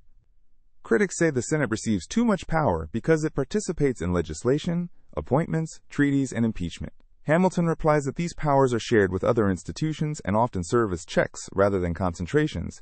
The Senate cannot impeach, the House does. It cannot appoint officers alone, the President nominates. It cannot make treaties alone, the President negotiates. Another objection is that senators may be judging officials whose appointments they approved, or policies in which they participated. Hamilton argues that this does not make impartiality impossible and that alternative bodies face comparable or worse conflicts. Political institutions necessarily interact. Absolute separation would make coordinated government impossible. Together, Numbers 62 through 66 present the Senate as an institution of stability within a republican system. It protects the federal character of the Union, improves legislative continuity, participates in foreign affairs, and serves as a tribunal for abuses of public office. Its longer terms and smaller size are not designed to create hereditary aristocracy, but to introduce a different tempo and perspective into government.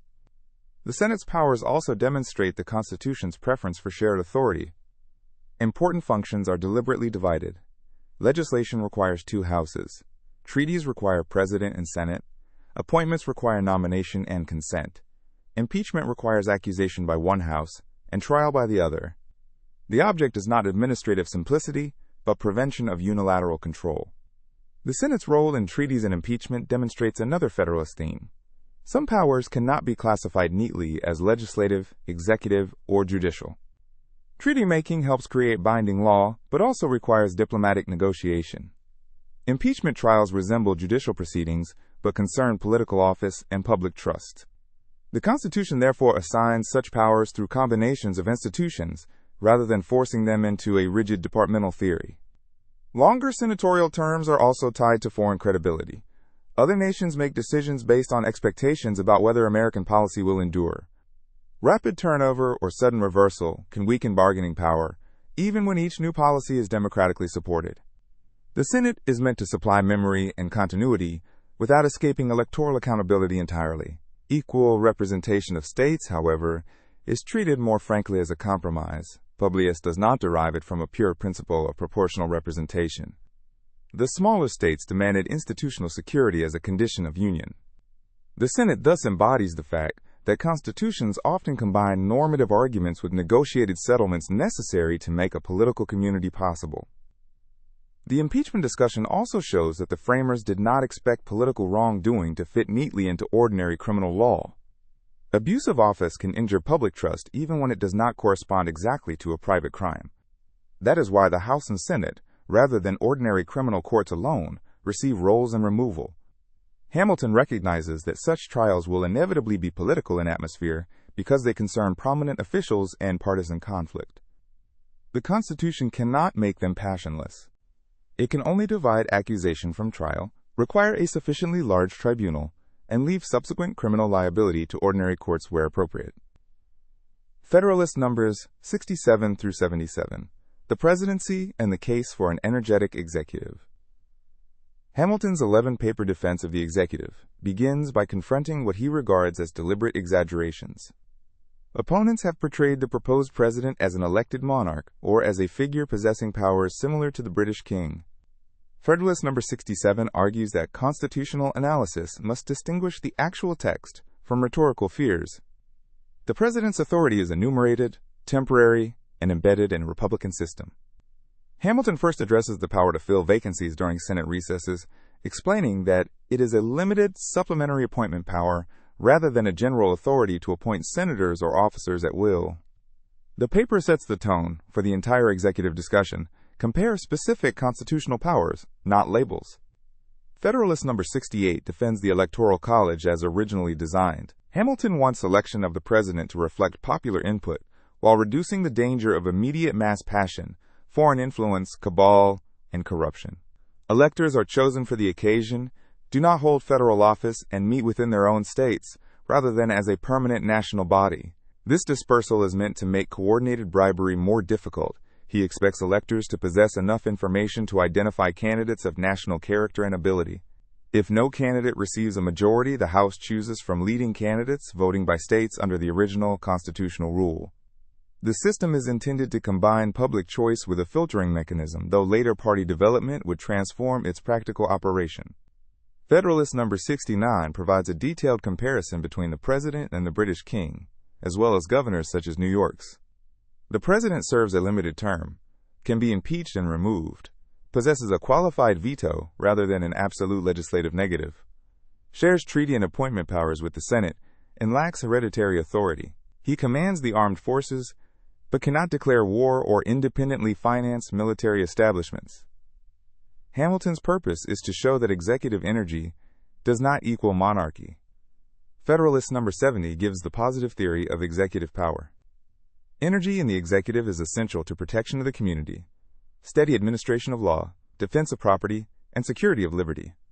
The principal ingredients are unity, duration, adequate support, and competent powers. Hamilton argues, especially for a single president rather than an executive council, unity promotes decisiveness, secrecy, speed, and accountability. A plural executive can produce disagreement and delay, but Hamilton is equally concerned about responsibility. When several officials share power, each can blame the others for failure.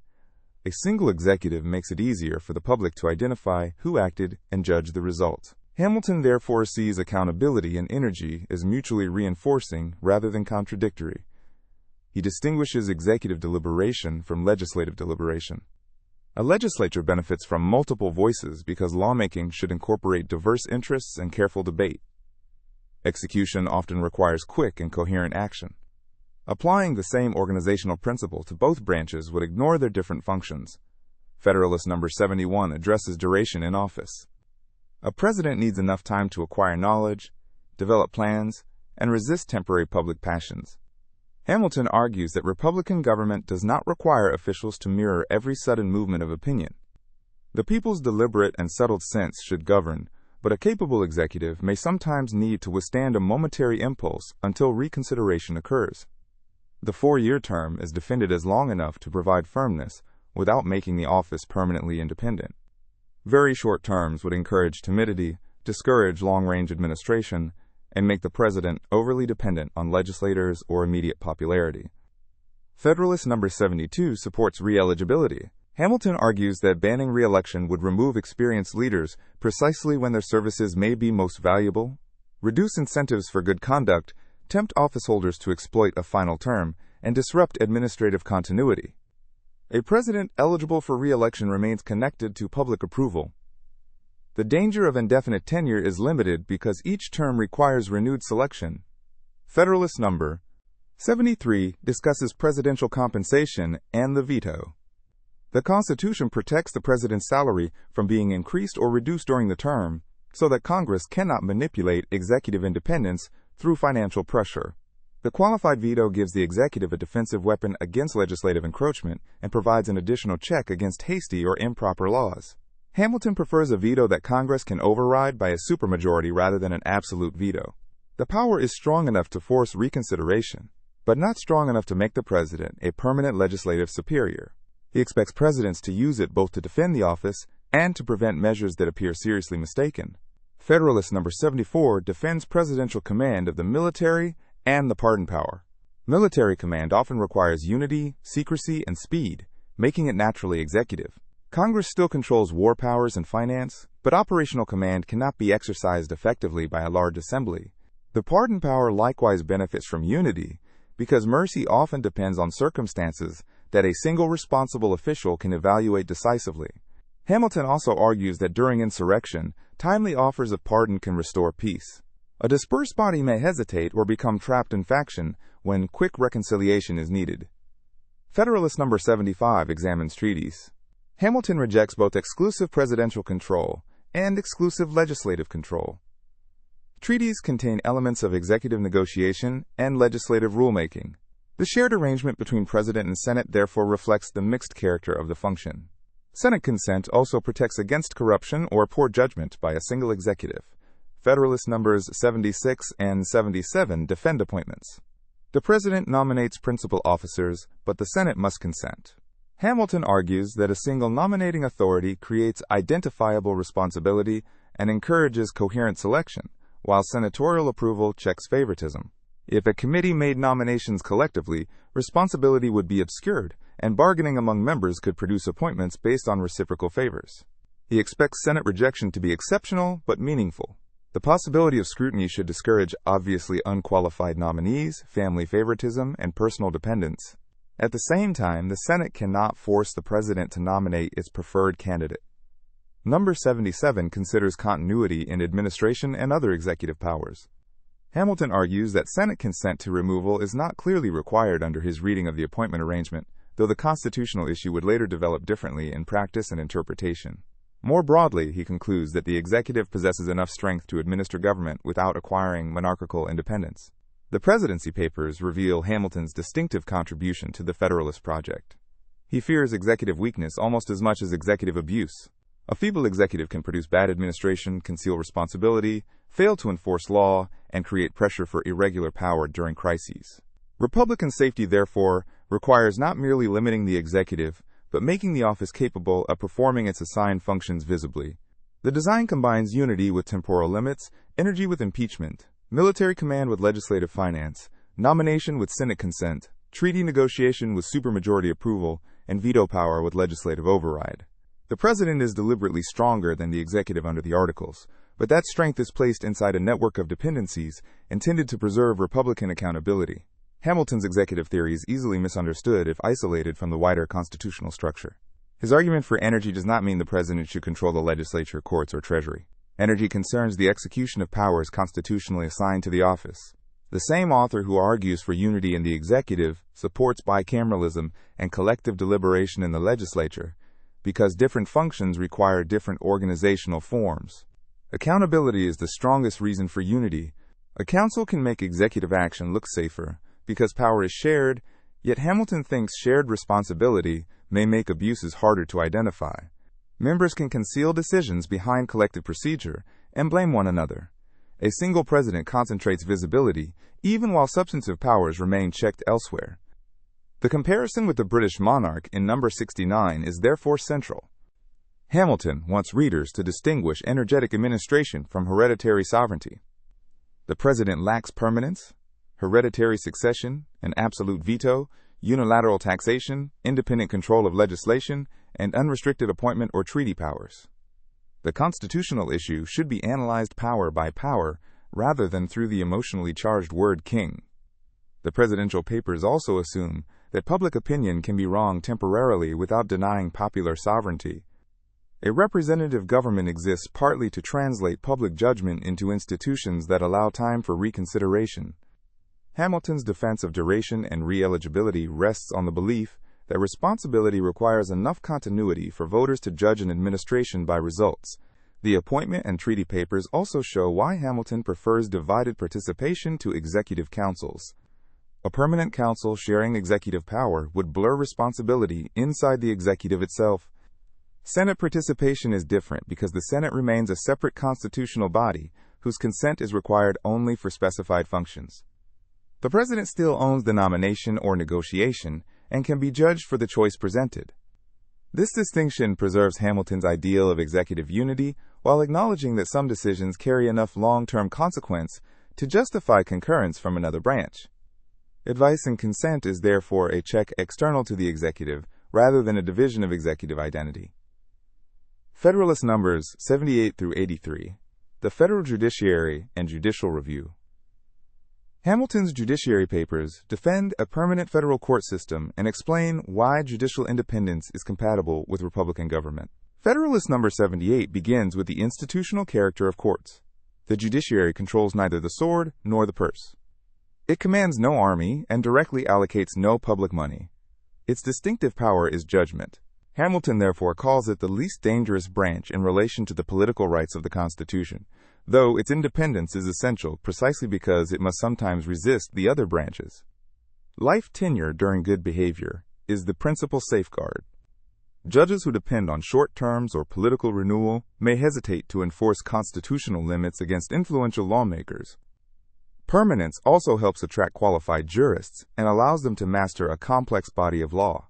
Number 78 contains Hamilton's classic defense of judicial review. A constitution is fundamental law established by the people. If an ordinary statute conflicts with the Constitution, judges cannot give both effect. They must determine which rule governs the case before them. Because the Constitution represents a superior act of the people and the statute an act of their agents, the Constitution must prevail. Hamilton denies that this makes judges superior to legislators. Both are subordinate to the people's fundamental law. Judicial review prevents representatives from exercising authority the people did not grant. Courts are therefore intermediaries charged with keeping legislative acts within constitutional bounds. Judicial independence is also important for minority rights. Temporary majorities may support unjust laws, and courts operating under stable legal principles can resist measures inconsistent with the Constitution. Hamilton does not claim judges should substitute their policy preferences for legislative judgment. Their role is to enforce legal limits. Federalist number 79 addresses judicial compensation and removal. Salaries cannot be diminished during a judge's service, preventing the political branches from punishing judges through financial pressure. Hamilton rejects vague standards, such as removal for incapacity by ordinary political judgment because they could become tools of dependence. Impeachment remains available for misconduct. Federalist number 80 explains why federal judicial jurisdiction must extend to certain categories of cases. These include matters arising under the Constitution and federal laws, treaties, cases affecting foreign nations, admiralty and maritime disputes, controversies among states, and cases involving citizens of different states where impartiality may be important. A national legal system needs courts capable of enforcing national rules uniformly. Hamilton emphasizes international responsibility. If a state court misinterprets a treaty or mistreats a foreign party, the consequences may affect the whole Union. Federal courts help ensure that obligations undertaken by the nation receive consistent interpretation. Interstate disputes likewise require a tribunal not identified with either state. Without such a court, conflicts over boundaries, debts, or other issues could become political confrontations. Judicial settlement provides a peaceful substitute for state retaliation. Federalist No. 81 addresses the structure of the federal judiciary and the fear that the Supreme Court will become uncontrollable. Hamilton argues that Congress can establish inferior federal courts and distribute jurisdiction under constitutional limits. Supreme Court judgments remain subject to constitutional law, and judges can be impeached for misconduct. He rejects the claim that courts will inevitably expand federal power without restraint. Judicial authority depends on cases brought before courts and on legal reasoning. Courts lack independent enforcement capacity and must rely on the executive for execution of judgments. Their institutional weakness is one reason independence can be granted without creating a rival sovereign. The paper also considers appellate jurisdiction. Appeals may involve both law and fact depending on the category of case, but Congress possesses authority to make exceptions and regulations. Hamilton tries to calm fears that Supreme Court review will eliminate juries or require every dispute to be retried in distant federal courts. Federalist No. 82 explains the relationship between state and federal courts. Hamilton assumes that state courts retain jurisdiction over many cases arising under federal law, unless the Constitution or Congress makes federal jurisdiction exclusive. The new system, therefore, does not necessarily abolish existing state judicial authority. State and federal courts can possess concurrent jurisdiction where their powers are compatible. This again reflects the compound character of the Constitution. Federal law is supreme, but state institutions remain capable of applying it. Appeals to federal courts provide uniformity where necessary. Federalist No. 83 focuses extensively on trial by jury. Critics argue that because the Constitution expressly guarantees jury trial in criminal cases, but says less about civil juries, civil jury trial is abolished. Hamilton rejects that inference. Silence does not equal prohibition. The Constitution leaves considerable authority over civil jury arrangements to legislation and existing state practice. He also argues that civil jury usage differs substantially among states and among categories of cases. Writing one rigid national rule into the Constitution would have been difficult and might have disrupted workable local arrangements. Admiralty, equity, and common law proceedings have different historical uses of juries, making a single formula impractical. Hamilton strongly praises the criminal jury as a safeguard of liberty and acknowledges the value of civil juries, but he resists treating every judicial procedure as constitutionally identical. The larger objective is to preserve appropriate jury protections while allowing the federal judiciary to perform national functions. Taken together, numbers 78 through 83 present courts as guardians of constitutional boundaries rather than political rulers. Their independence is justified by institutional weakness, legal expertise, and the need to enforce a superior written constitution. Life tenure protects judgment from political retaliation. Jurisdiction over federal questions creates uniformity. State courts continue to operate within the federal system, and jury rights remain compatible with a national judiciary. These papers complete the Federalist's account of separated powers. The legislature makes law, but is divided internally. The executive possesses unity and energy, but depends on elections, appropriations, consent, and impeachment.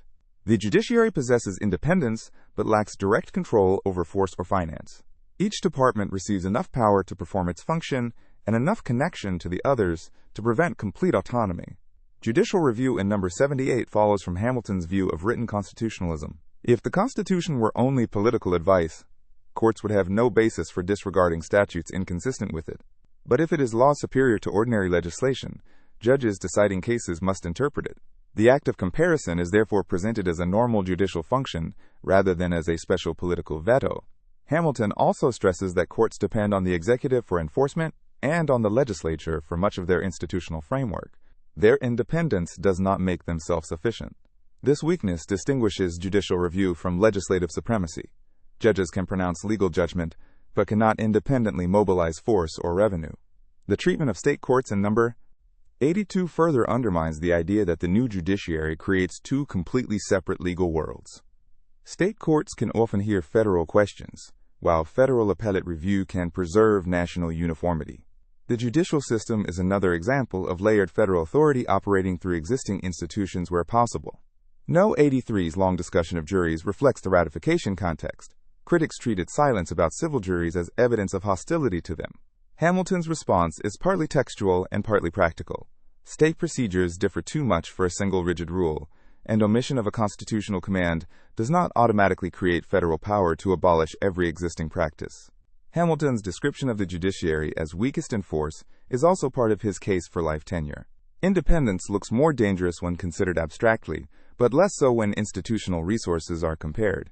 Congress can legislate and control money. The president executes laws and commands forces. Courts depend on cases, legal argument, and cooperation from other branches. Their security of tenure compensates for this relative weakness and allows them to perform the checking function assigned to them. The judiciary argument likewise assumes that constitutional interpretation will occur through concrete disputes rather than abstract supervision of every political act. Courts do not initiate policy on their own. Their authority becomes relevant when a legal claim brings a statute, treaty, constitutional provision, or jurisdictional conflict before them. This case-bound character is another reason Hamilton considers judicial power compatible with Republican government. The court's independence is therefore a means to preserve the people's prior constitutional decision against temporary legislative majorities. In Hamilton's theory, the judge who refuses effect to an unconstitutional statute is not substituting personal sovereignty for popular sovereignty. He is preferring the higher law enacted by the people to the lower law enacted by their representatives. Federalist No. 84, Bills of Rights and Other Remaining Objections. Federalist No. 84 gathers several remaining objections, but its most famous argument concerns the absence of a separate Bill of Rights in the proposed Constitution. Hamilton's position is more nuanced than a simple rejection of rights. He argues, first, that the Constitution already contains specific protections, limits on ex post facto laws and bills of attainder, habeas corpus protections subject to stated exceptions, rules concerning treason, and provisions designed to secure legal and political liberty. He then makes a structural argument. Traditional bills of rights developed as reservations against monarchs who possessed general sovereign authority. The proposed federal government, by contrast, receives only delegated powers. Hamilton asks why the Constitution should declare that Congress may not do things it has never been authorized to do. His concern is that listing exceptions could create a dangerous implication. If a constitution says, government shall not exercise a particular power, a future interpreter might argue that the prohibition assumes some general authority over the subject. A declaration that Congress may not abridge freedom of the press, for example, could invite the question of where Congress obtained authority over the press in the first place.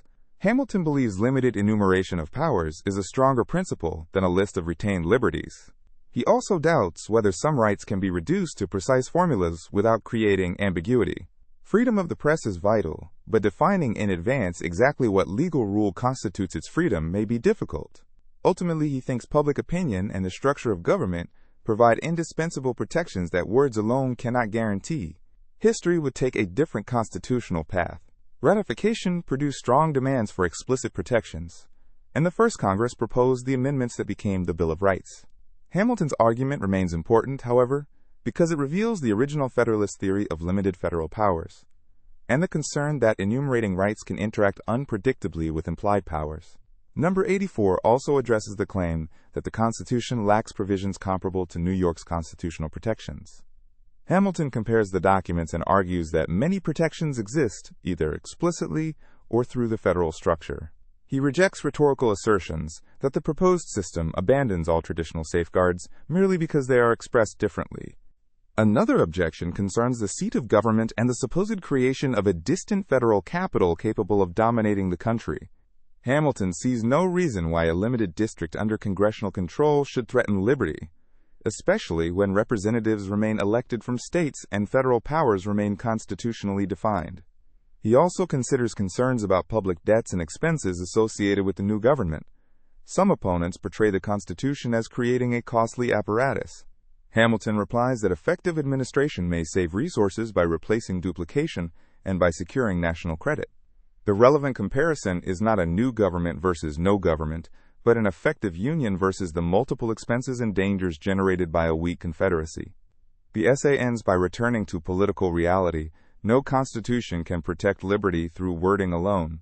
A people that retains political vigilance, electoral power, and multiple institutional safeguards possesses stronger protection than one relying exclusively on declarations that government may ignore when institutions fail.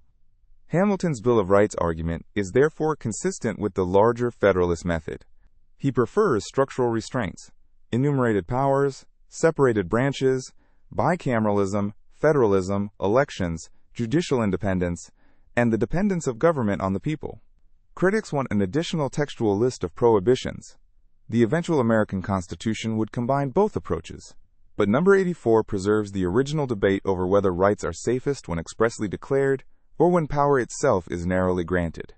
Hamilton's argument against a Bill of Rights also turns on the difference between constitutions of granted powers and constitutions restraining a ruler whose authority is otherwise broad.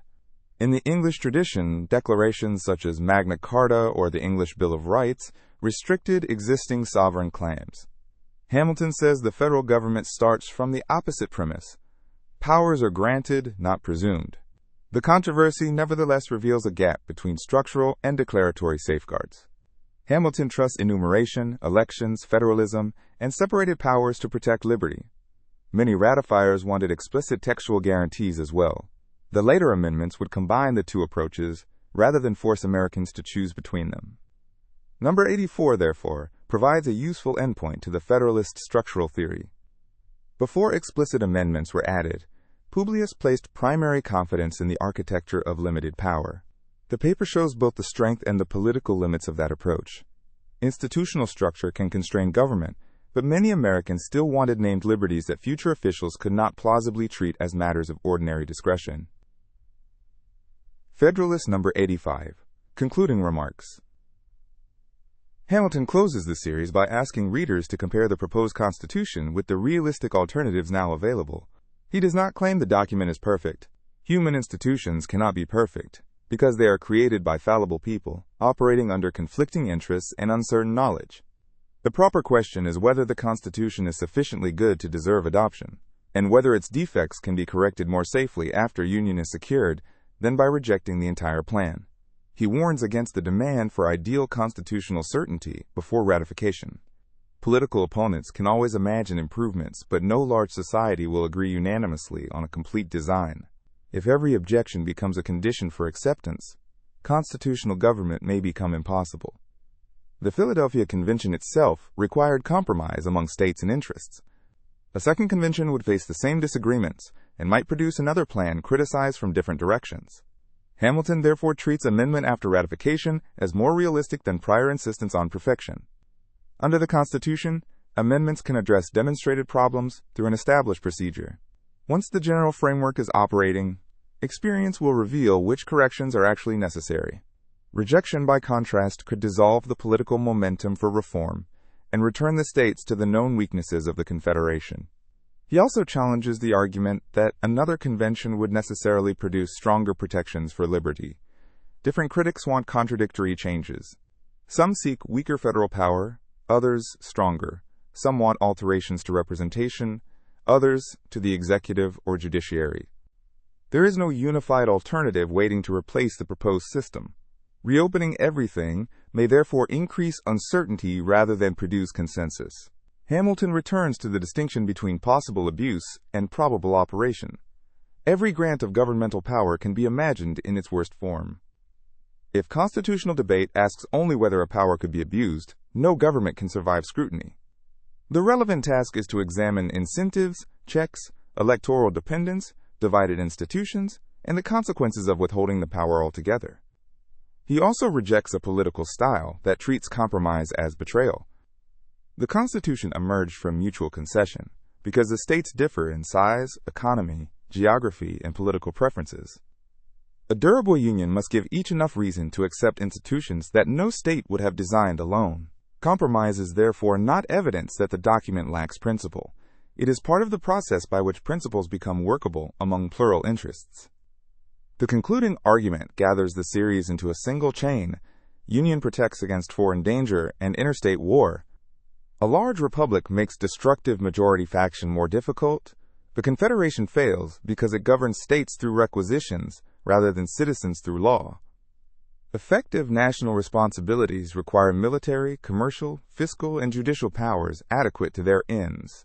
Federalism preserves state authority while creating a national government capable of acting directly. Inside that government, power is divided. The House supplies frequent popular dependence. The Senate adds continuity and a federal principle. The President provides unity, energy, and identifiable responsibility. The judiciary supplies independent judgment and constitutional enforcement. Each branch shares selected powers with others, making unilateral action more difficult. State and federal governments provide an additional division of authority. The Federalist Papers therefore defend more than particular clauses. They offer a theory of constitutional government built around the management of imperfect human motives. Publius assumes ambition, faction, local interest, error, and political passion will continue. The Constitution does not attempt to eliminate these forces. It distributes power so that they can counterbalance one another while still allowing government to act. This is also why the essays repeatedly refuse a simple choice between liberty and power. The authors believe powerless government can endanger liberty by producing disorder, conflict, financial collapse, foreign intervention, and demands for emergency authority. At the same time, concentrated power can threaten liberty directly. The constitutional solution is energetic, but limited government, enough authority to perform common tasks, divided among institutions that remain dependent on the people and capable of checking one another. Hamilton ends by urging ratification not as an act of faith in the framers, but as a judgment under uncertainty. The Constitution has defects, because every political arrangement does, yet he believes it is far superior to the existing Confederation and contains mechanisms for peaceful correction. Waiting for unanimity or theoretical perfection risks losing the opportunity to preserve the Union. Seen as a whole, the 85 papers trace a movement from crisis to architecture.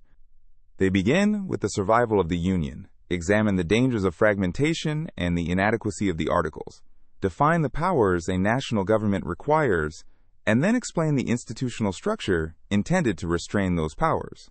The final answer to Hamilton's opening question is therefore institutional rather than utopian. Reflection and choice can establish good government only if constitutional design takes human conflict seriously and creates durable ways to govern through it. Hamilton's final appeal also reflects the urgency of the ratification moment.